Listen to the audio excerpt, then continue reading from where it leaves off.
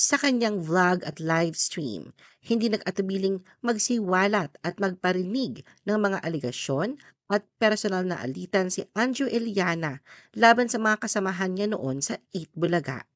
The Philippine Showbiz List presents mga pasabog ni Anjo Eliana versus Alan Kay, Jose, Tito, Vic at Joey. Alan Kay. Sinupalpal ng komedyanteng si Alan Kay ang dati niyang katrabaho sa Eat Bulaga na si Anjo Eliana matapos magpahayag si Anjo na kagustuhang tumakbo bilang senador. Una kasing sinabi ni Anjo na magiging tapat siyang senador at hindi magnanakaw. Sagot naman ni Alan Kay, lahat naman ganyan sinasabi. May mga tao talaga pag pera pinag-uusapan, nagbabago ang pag-iisip. Dagdag pa niya, huwag ka na dumagdag sa sakit ng ulo ng mga Pilipino. Dahil dito, naglabas ng saloobin si Anjo sa kanyang TikTok account at ibinunyag ang ilang personal na issue laban kay Alan. Isa sa kanyang ibinintang ay ang umano'y pagbebenta sa kanyang mamahaling sasakyan, isang Lincoln Navigator na nagkakahalaga ng halos 2.6 million pesos, ngunit umano'y may sira. Ayon kay Anjo, gumastos pa siya ng malaki upang ipaayos ito bago niya ibinenta sa mas mababang halaga.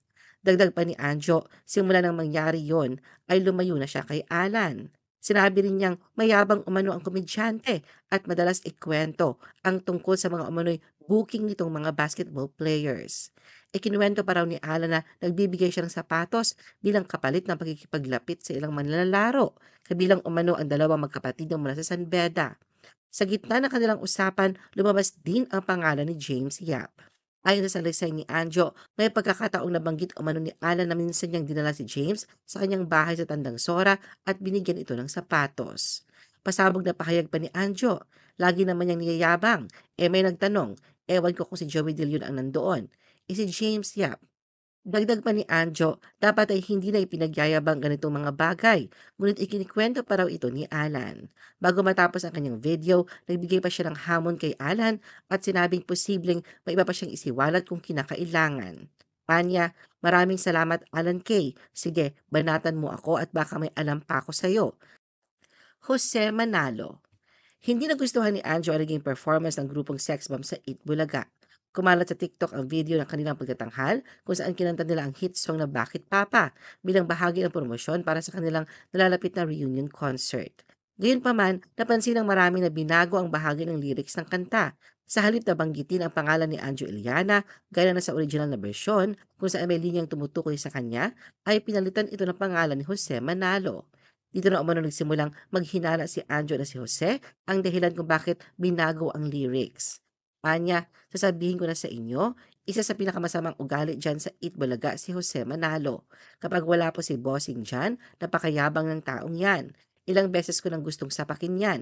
Syempre, nagtatrabaho tayo, dapat cool, napakayabang yan. Ayon sa kanya, may personal siyang dahilan upang ma-offend dahil dati raw niyang karelasyon ang kasalukuyang asawa ni Jose na si Mergin Maranan, isang dating miyembro ng EB Babes. Ibinahagi ni Ancho sa isang video na nagkaroon sila noon ng isang taong relasyon at nagsama pa sila bilang magkasintahan. Anya maayos naman ang kanilang naging samahan bago pa man ito nauwi sa hiwalayan. Dahil dito, tinawag niyang ahas si Jose dahil sa paniniwala niyang niligawan umano nito si Mergin pagkatapos ng kanilang relasyon. Sinabi pa ni Anjo na hindi naman siya galit na pinalitan ng pangalan ni Jose ang sa kanya sa lyrics ng kantang Bakit Papa. Anya, naano lang ako sa kanta, natawa lang. Talagang pinalitan pa yun ng kanta para lang maasar ako. Hindi naman ako naaasar, natatawa nga ako. Vic Soto and Joey De Leon. Hindi pa natapos ang kontrobersya sa pagitan ni Anjo at ng kanyang mga dating kasamahan sa Eat Bulaga. Matapos ang kanyang mga revelasyon laban kay Jose, tila may babala at pasaring naman ngayon si Anjo sa mga tinaguri ang bossing ng noontime show na sina Vic Soto at Joey De Leon. Sa isang panibagong video, nagsalita si Anjo na may halong paalala at banat sa kanyang mga dating katrabaho. Anya, wala siyang problema kung pagtawanan man siya, ngunit nagbitiw din siya ng mga katagang nagdulot ng intriga sa mga netizen. Okay lang sa akin na tumawa kayo, basta hanggang tawa lang ha. Huwag niyo kong sisiraan.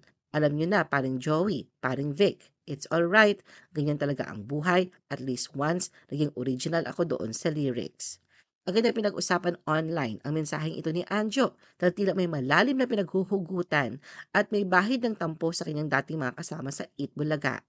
Ayon sa ilang netizens, para may laman ang mga binitawang salita ni Anjo, lalo't kasunod ito ng kanyang mga pasabog tungkol sa umano'y isyong may kinalaman kay Jose at sa pagbabago ng lyrics ng kantang Bakit Papa ng Sex Bomb Girls.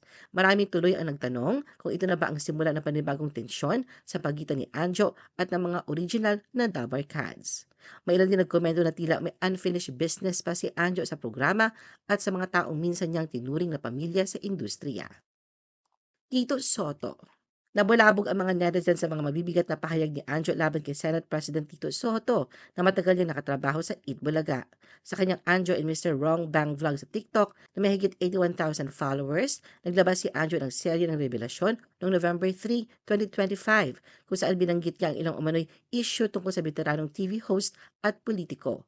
Isa sa mga ito ang kanyang parinig tungkol sa di umano'y kabit ni Tito noong 2013 at pati umano sa mga binabayarang vloggers. Bukod dito, binanggit din ni Anjo ang tungkol sa umano'y sindikato sa loob ng Eat Bulaga at iba pang masiselang issue. Sa interview ng Pep kay Anjo noong November 4, ipinaliwanag ni Anjo na may kaugnayan umano ang kanyang mga pahayag sa matagal ng sigalot sa pagitan ng mga Eat Bulaga host at ang pamunuan ng Tape Inc. Ayon kay Anjo, nagsimula ang alitan nang ma-interview siya noon ng press tungkol sa ownership ng Eat Bulaga kung saan sinabi niyang ang mga halos host ang tunay na may-ari. Matapos nito, anya, inulan siya ng batikos mula sa kampo ng show at hindi na niya ito pinatulan. Si Anjo naman ay tuluyang nawala sa programa noong 2020 sa kasagsagan ng pandemic. Sa pagpapatuloy ng kanyang vlog, inamin ni Anjo na may bahid politikal ang kanyang mga pahayag dahil kaalyado umano ni Tito ang administrasyon ni Pangulong Ferdinand Marcos Jr. Idineklara ni Anjo na isa siyang DDS at supporter ni Vice President Sara Duterte. Ayon kay Anjo, nagsimula ang gulo ng banatan siya ng mga trolls na sa paniwala niya ay konektado sa kampo ni Tito. Anya ang kanyang mga vlog ay kritikal sa gobyerno, ngunit hindi raw siya naninira, nagbibigay lang ng opinyon at payo. Dahil dito, napikon umano siya at nagbitiw ng mga matitinding salita laban kay Tito. Inamin ni Anjo na nabwisit siya sa mga troll, kaya niya nagawang magbanta ng pagbubunyag ng personal na impormasyon kay Tito. Ngunit nilinaw niyang bluff lamang yon at hindi niya akalaing lalaki ang issue. Kasunod dito, ibinahagi ni Anjo na kinausap siya ng mga kapatid ni Tito, sina Vic at Maru Soto upang ayusin ang gusot. Ayon sa kanya, naging mainit ang kanilang palitan ng mensahe, ngunit nauwi ito sa ceasefire. Paliwanag ni Anjo na pagkasunduan nilang tumigil na siya sa pagbibityo ng mga pahayag laban kay Tito. Nilinaw din umano na magkapatid na walang trolls ang senador. Bagamat may pagdududa pa rin siya, pinilit niyang itigil na ang issue bilang respeto sa matagal na nilang samahan.